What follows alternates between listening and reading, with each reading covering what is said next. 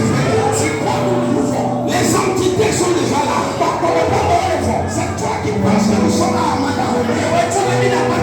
Nous avons déjà téléchargé la salle. Nous savons amener ça là-bas. Nous sommes à la cité céleste.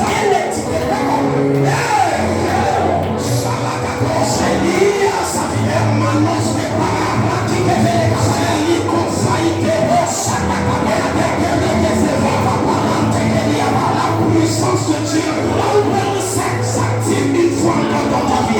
Si je n'ai pas que la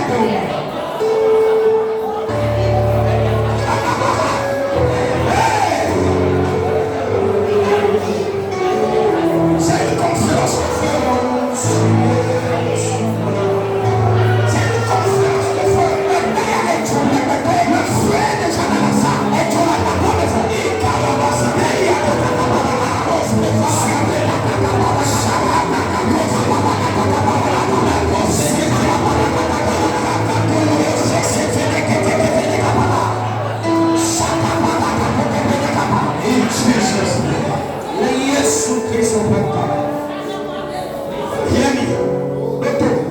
Avant que cette dispensation n'existe, avant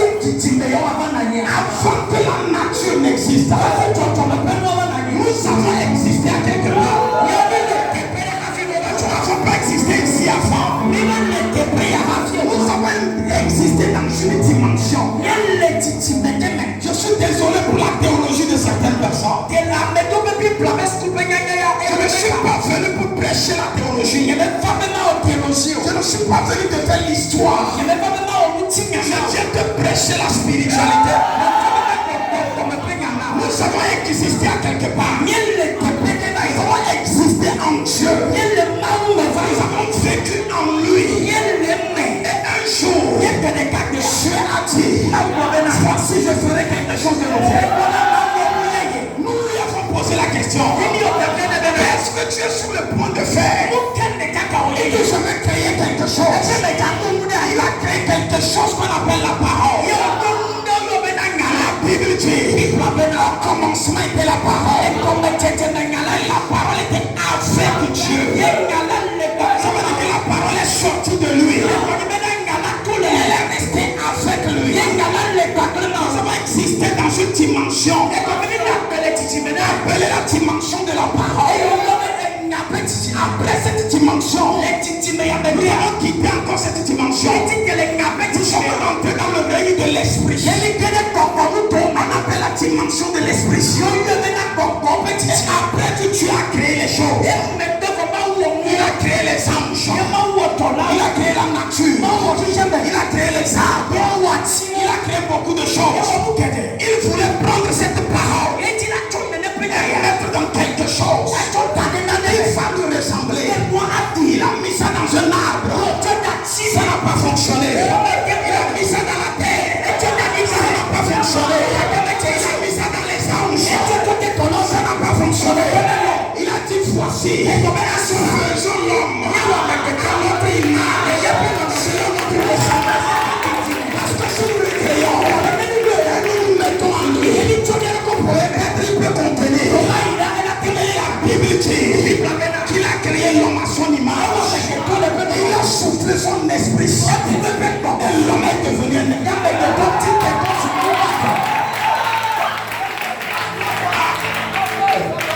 Toute la création de Dieu, c'est toi qui as contenu Dieu dans la totalité. Les anges ne peuvent pas le contenir. C'est pour cela qu'ils seront nos serviteurs. Les animaux ne peuvent pas le contenir. La terre ne peut le contenir. La Bible dit, même les cieux ne peuvent le contenir. Et il a trouvé quelqu'un. Et cet homme c'est toi. Cette femme c'est toi. Cette personne c'est toi. C'est toi qui as contenu Dieu. C'est pour cela, quand l'homme a chuté, la Bible dit, la terre tout entière, la création tout entière, avec un ardent désir, la révélation de Fils de Dieu. Quand tu marches, c'est Dieu qui marche.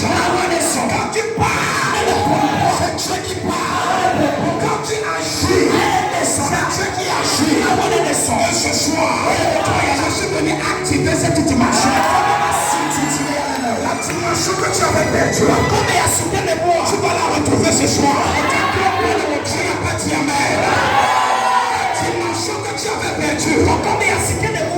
dimension de Dieu qui faisait que quand tu marches, les esprits s'enchaînent. Cette dimension revient ce soir. Cette dimension revient ce soir. Cette dimension revient ce soir. C'est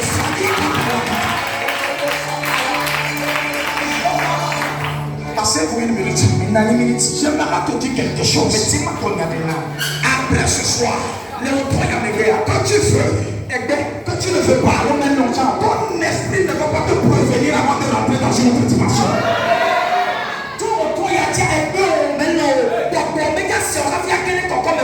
Tu vas te retrouver en train de faire des choses que tu ne pouvais pas faire avant. Ce soir, nous allons prendre ton esprit. Nous allons le ramener dans la divinité. Là où la maladie ne peut pas subsister. La maladie ne subsiste que dans la chair. C'est dans la dimension terrestre que la maladie peut opérer. C'est à cause que les anges ne peuvent pas tomber malades. C'est à cause que Dieu ne peut pas tomber malade. Parce que si tu es malade et tu rentres dans cette dimension, même la maladie va te dire le fond.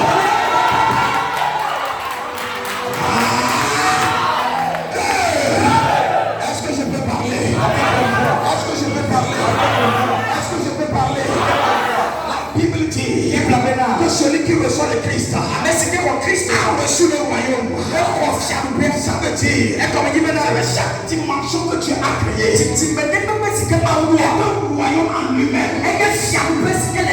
Quand tu quittes de ton corps et tu rentres dans le règne de l'esprit, je vais rentrer dans son royaume. Quand tu quittes là-bas encore, tu montes encore, je vais rentrer dans son royaume. Ainsi de suite. On appelle ça le royaume des cieux. Mais j'aimerais te dire quelque chose. Jean nous a dit que nous avons le royaume. Parce que quand tu reçois Christ, toi tu ne vas plus vers le royaume, mais c'est le royaume qui vient vers toi.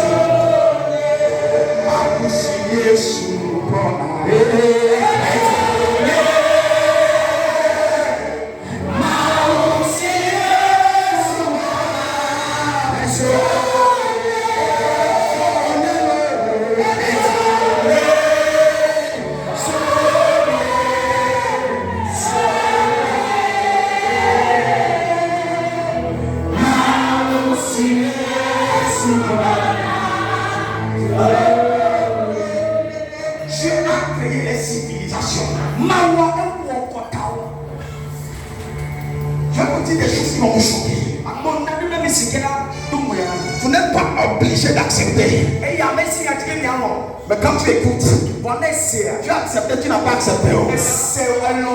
Ton esprit va basculer dans cette direction.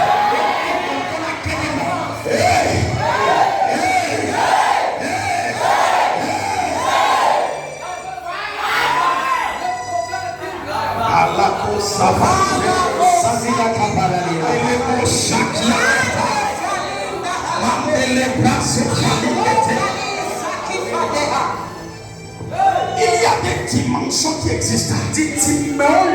Mais il y a une dimension au-dessus de toutes ces dimensions.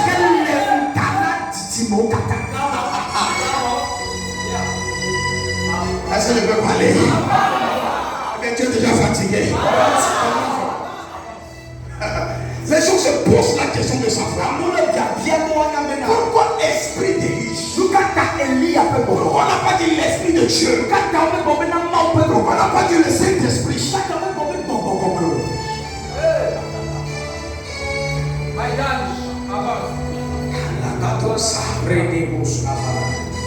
Vous ressentez ça, n'est-ce pas? Vous savez, non? Lorsqu'on parle de l'esprit de quelqu'un,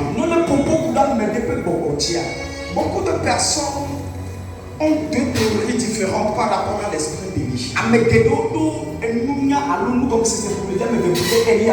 La première catégorie pense que nous parlons de la réincarnation. Parce qu'on dit que Élie doit revenir. Et même dans l'Apocalypse, on dit que je donnerai à mes deux témoins la puissance et la capacité de prophétiser. Je ne suis pas ici pour parler de la réincarnation de l'Élie. L'objectif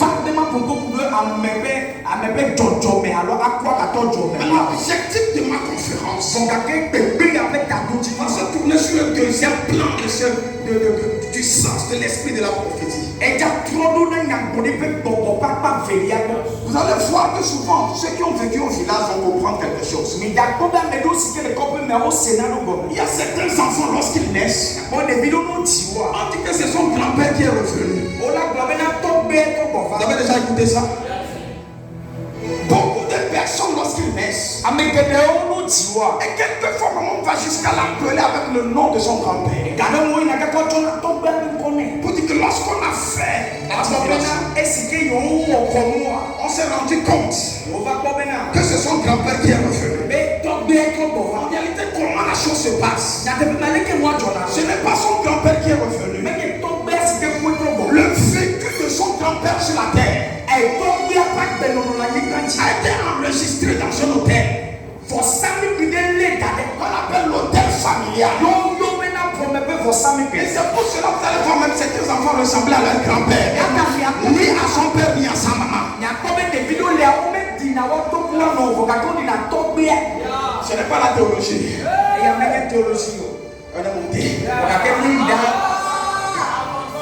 L'enfant dit qu'il ressemble à son grand-papa. Ou bien on dit que non, que c'est son papa qui est revenu. Son papa n'est pas revenu. Mais pendant qu'il devait naître, l'hôtel de sa famille a téléchargé le vécu de son grand-père en lui.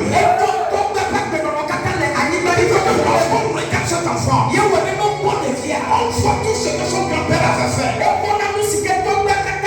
Tout ce qu'il fait dans son enfance ressemble exactement à ce que son grand-père faisait. Parce que l'esprit qui avait marché avec son grand-père a choisi de marcher avec lui. Donc ce n'est pas son grand-père qui est revenu, mais c'est l'esprit de son grand-père qui a décidé de marcher avec ce fils. Nous qui sommes ici, nous connaissons beaucoup de choses. Même si ce soir on n'aura pas la capacité de tout dire, on va dire quand même les 10% des histoires. Si tu avais bien entendu, alléluia. La Bible dit, un homme a vécu sur la terre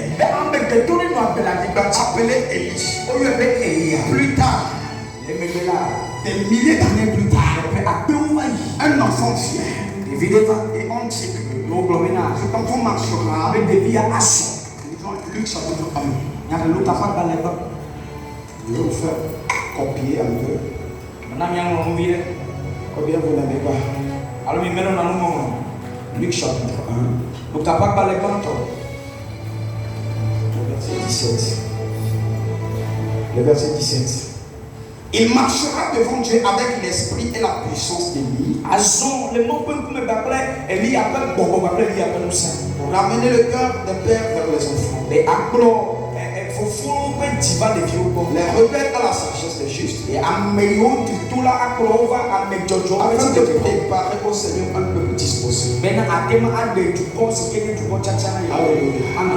C'est de là que nous allons commencer.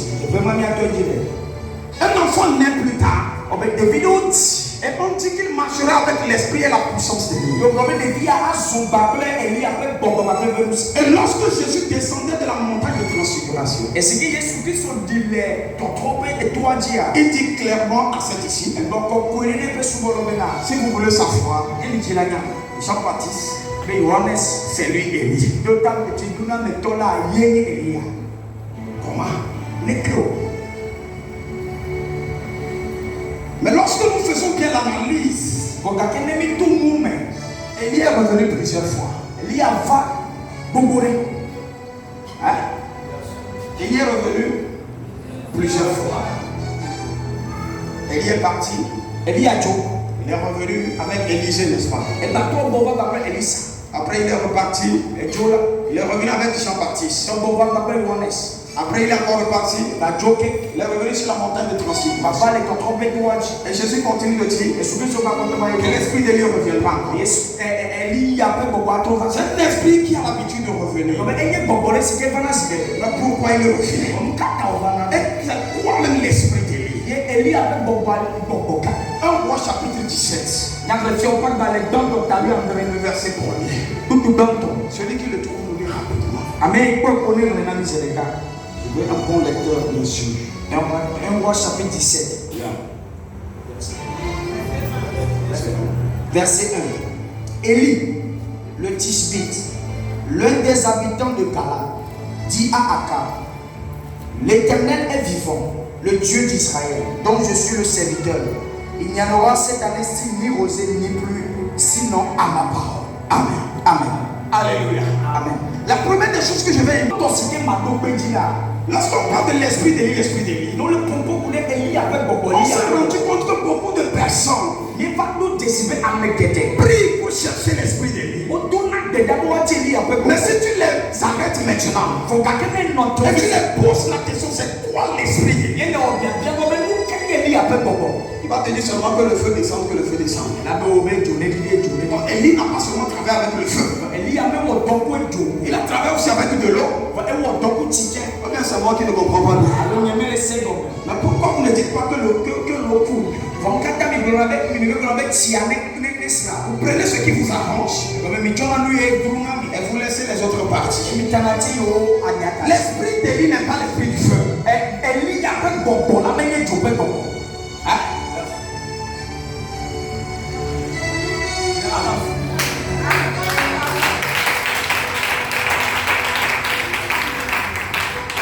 L'esprit d'Élie n'est pas l'esprit du feu.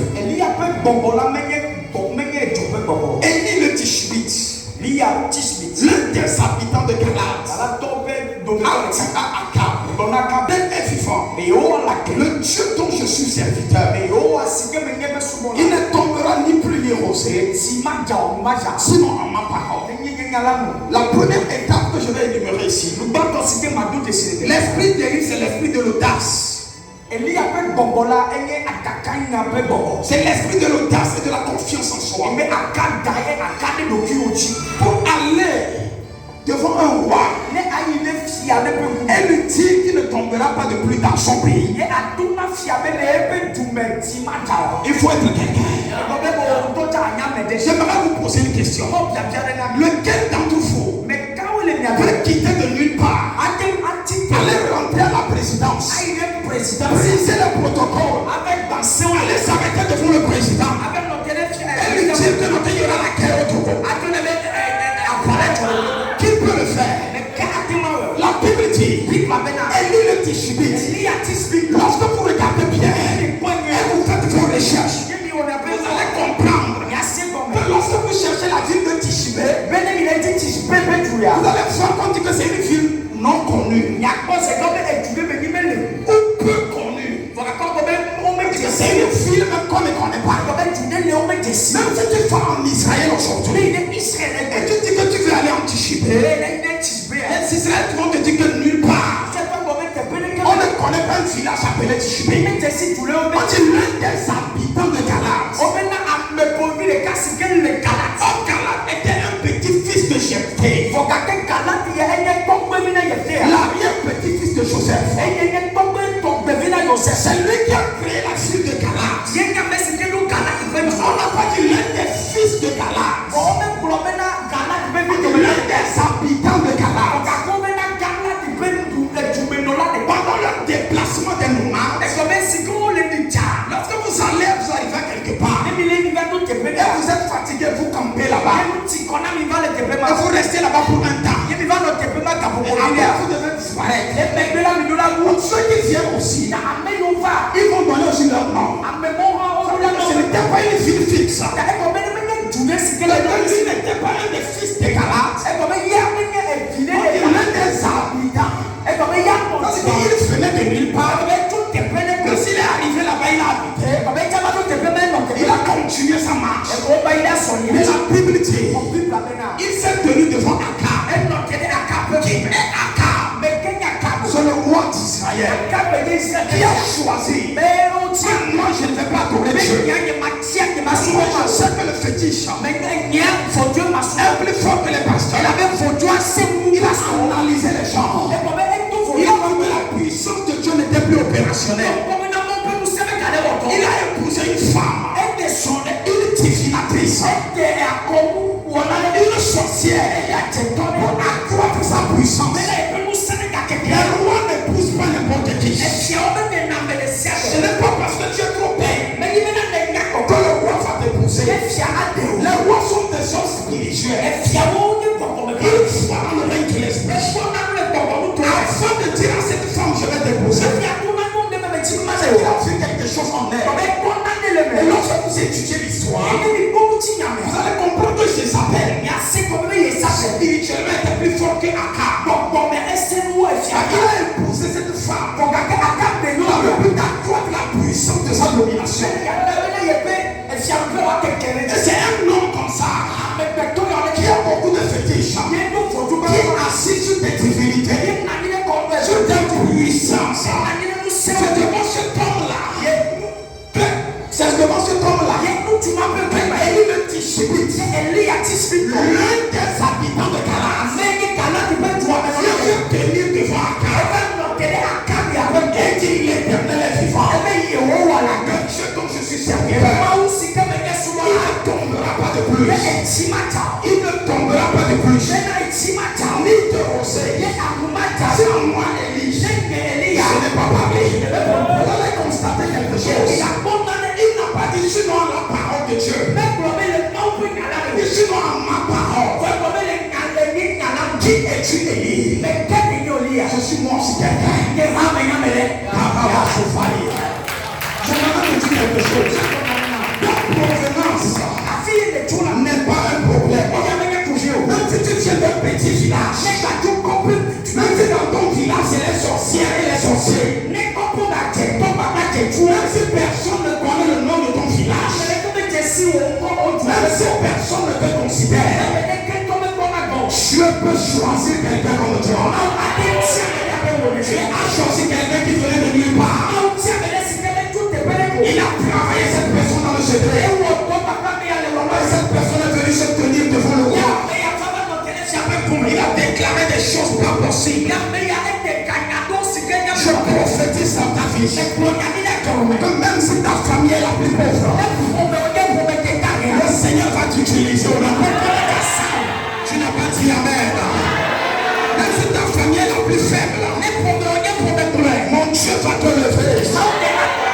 Je parle comme un prophète de Dieu. La bouche autorisée. Et je viens dire quelque chose.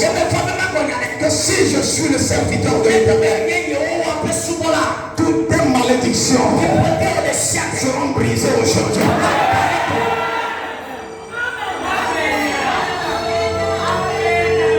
Vous savez, pour prendre cette salle, quand on a voulu commencer la conférence,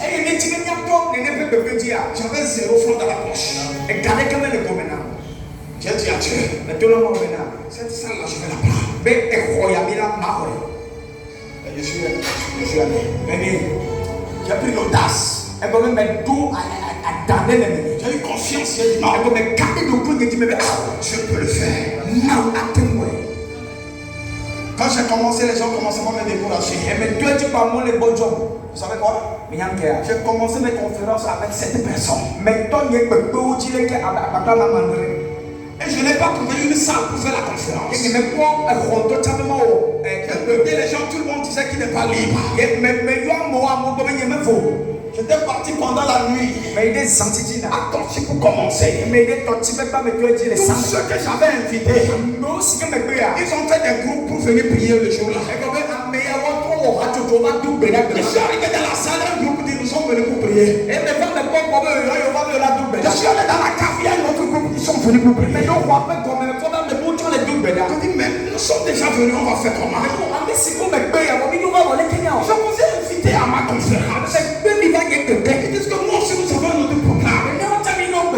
Mais j'ai fait mon programme d'avance. Nous avons pris un pas. Et nous sommes sortis dehors. Là-haut, on garde les motos. Nous sommes installés là-bas. Je pense que tu vas te rappeler. Et la nuit là, j'ai prêché comme si j'étais devant une foule. Le deuxième jour, il y avait 5 personnes. Le troisième jour, il y avait 3 personnes. L'année qui a suivi, j'ai dit je ne tombe pas. Je continue. Quand tu as une vision, tu n'as pas d'audace. Pas sur place pour dire que tu vas le faire. Lève-toi, il faut oser. Dieu va marcher avec toi. Si tu n'oses pas, Dieu ne le fera pas. Tu as le royaume en toi. Lève-toi et marche. Pendant que tu t'arrêtes, Dieu aussi va s'arrêter. Pendant que tu t'assieds, Dieu va le faire.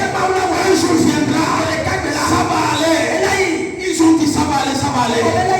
Jusqu'aujourd'hui, ça ne va pas. Lève-toi, il faut oser. Même si tu es tombé, reprends. Même si ça n'a pas marché, il faut continuer en ayant confiance en Dieu. Un jour, c'est une personne qui va t'écouter. Elle va t'appeler, elle va te dire la conférence est à combien? Prends ceci pour commencer. C'est comme ça que tu vas évoluer. Si tu t'es appelé, il faut bien appeler.